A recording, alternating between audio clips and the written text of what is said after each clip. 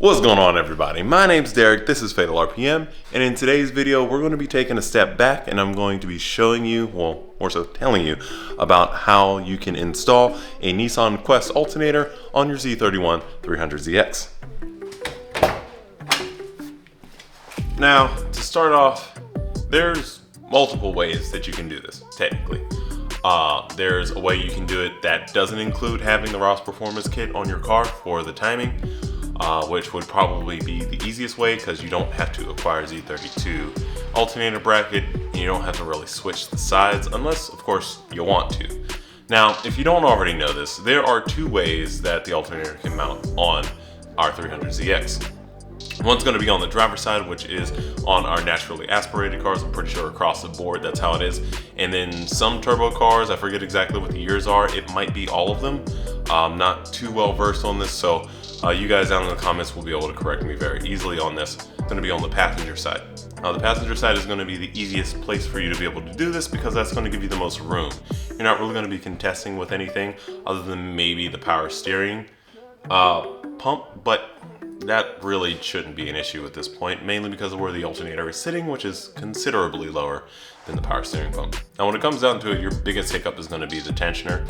This is going to not be able to be stock at this point because the alternator is considerably bigger from the Quest compared to what we have on our cars already. Usually you can search alternator tensioner or universal alternator tensioner, but essentially what it is a tie rod with two heim joints on it, and that's what we're going to use to be able to tension our alternator. I haven't actually been able to find the correct adjustment, like range, that is perfect for the car. The one that I bought was just a bit too long stock to the point where I had to cut down the heim joints in order for me to be able to even get it on there with it in its shortest configuration.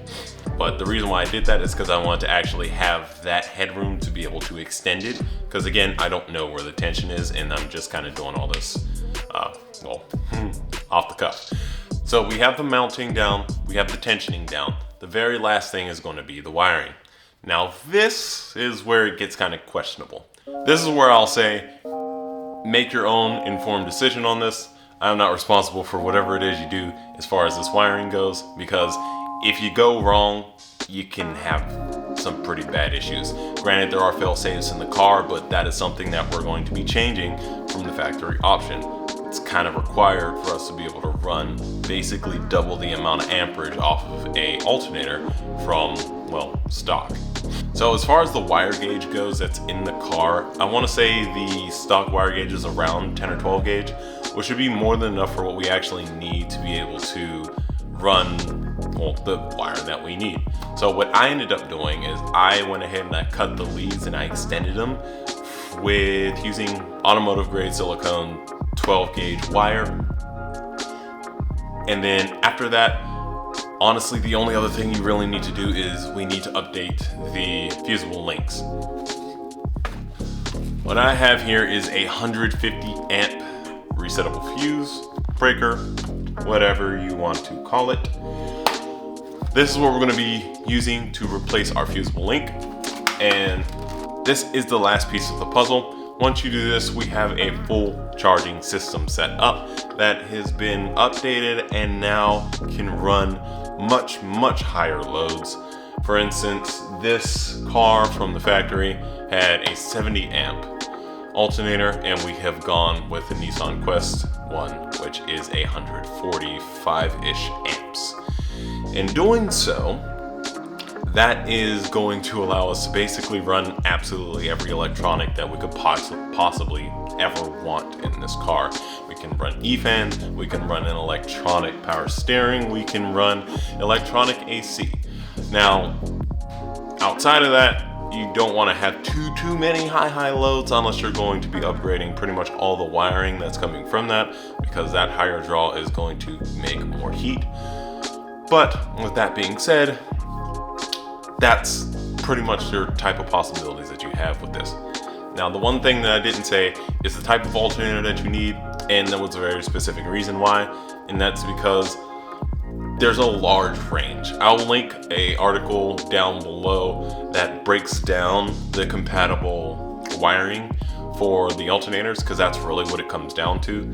You may have to modify the ears, you may have to modify the bracket, which in my case I had to modify the alternator a bit, and I had to shave down one of the ears in the alternator for it to actually fit on that Z32 mount. So there's a few things that you may or may not have to do, but the biggest thing is the actual wiring of the alternator, because even though we're going to be cutting and extending, if you're going to move it to a place that it wasn't originally, you want to kind of keep the pigtails, because that's something else that you would have to buy. And we'll just kind of keep the prices down.